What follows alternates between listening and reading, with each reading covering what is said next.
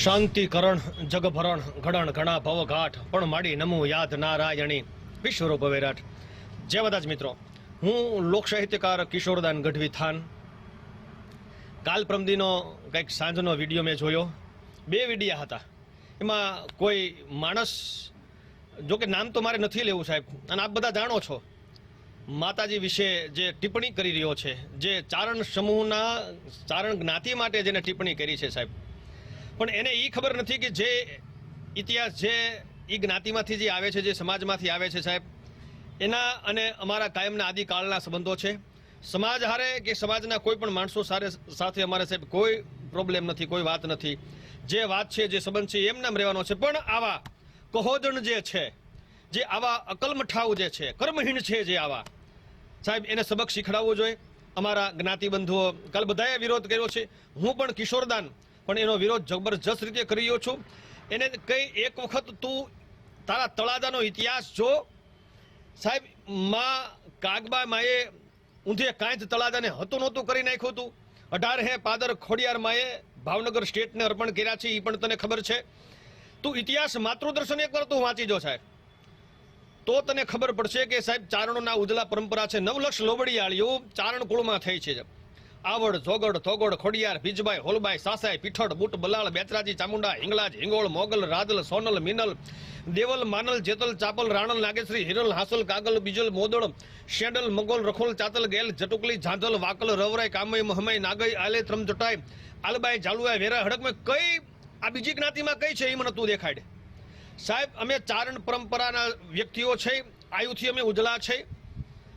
અમને કાયમને માટે રાજપૂતો ઉપર એટલો બધો ભરોસો છે, અમને કાયમને માટે કાઠીઓ ઉપર એટલો બધો ભરોસો છે, અમને આહીરો ઉપર એટલો ભરોસો છે, અમને મેર ઉપર એટલો ભરોસો છે. કાયમ અમે આ વાતો અમે કરીએ છીએ, કરવાના છે. પણ આવા કહોજણ હોય સમાજને સાહેબ અલગ પાડે છે. આવા અકલમઠાઓ જે કર્મહીણા જે છે સાહેબ, એને ખૂબ જે કર્યું છે એ માફીને લાયક માણસ નથી સાહેબ. મને ખૂબ દુઃખ થયું છે. આંખમાંથી સાહેબ આ હુંડા વહી ગયા છે. કારણ કે જો તું સોનલ શતાબ્દીમાં તું આવ્યો તો તને ખબર પડે કે સોનબાઈમાં શું છે, સોનલમાં શું છે. પણ એક વખત તું આવજે, દર્શન કરજે, તો તને ખબર પડશે કે આ ચારણ પરંપરા શું છે. અને આદિકાળના સંબંધો છે આપણા બધા, જે સંબંધો છે આ 4-5 જે જ્ઞાતિઓ છે, કાયમને અમે ચાહીએ છીએ એની વાતો કરીએ છીએ. પણ આ કર્મહીણાને ખબર નથી કે આપણો ઇતિહાસ શું છે. આને સમાજના માણસોને હું વિનંતી કરું છું, મારો બાપલિયો, આવા અકલમઠાઓને સમજાવો. આવાને માઇક ન દેવાય, કારણ કે બોલવું બહુ અઘરું છે. એમને બોલાતું નથી. તો હવે ક્યારે કોઈ પણ સમાજ, હું તો વાણી વિલાસનો માણસ જ નથી સાહેબ. કોઈ પણ વ્યક્તિને, કોઈ પણ સમાજને કે કોઈ પણ અંગત વ્યક્તિને કાંઈ પણ ઉદ્દેશ્યને કહેવાતું નથી. અમે 25 વર્ષથી સ્ટેજ ઉપર બેઠા છીએ. હજી આજની તારીખમાં અમારા માફીના વિડીયો નથી. કારણ કે જો સરસ્વતીની કૃપા હોય ને તો માત્ર ને માત્ર સારું બોલાય છે.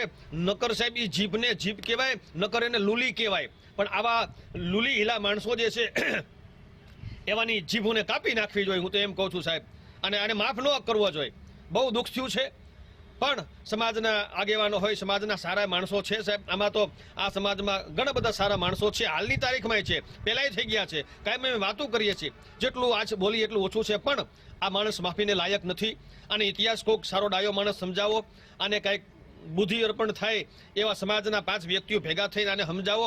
અને ક્યારે પણ હું તેમ કહું છું, કાયમ જાહેર જીવનમાં જે માણસ બોલ્યો નથી, જે માણસને બોલતા આવડતું નથી, વિચારીને બોલતો નથી, એવાને ક્યારેય માઇક ન આપવું જોઈએ સાહેબ. ક્યારેય માઇક ન આપવું જોઈએ, જેથી કરીને આવા માણસો સમાજમાં કલંક થાય છે. અને આવા અમે કલંક ન થાય એ સમાજે ધ્યાન રાખવું જોઈએ. વધારે વાત નહીં કરતા, કિશોરદાન ગઢવીના જય માતાજી, જય હોનબાઈમાં. અને હું આ વાતને વખોડું છું અને આ વાતનો વિરોધી છું. કિશોરદાન ગઢવીના જય માતાજી.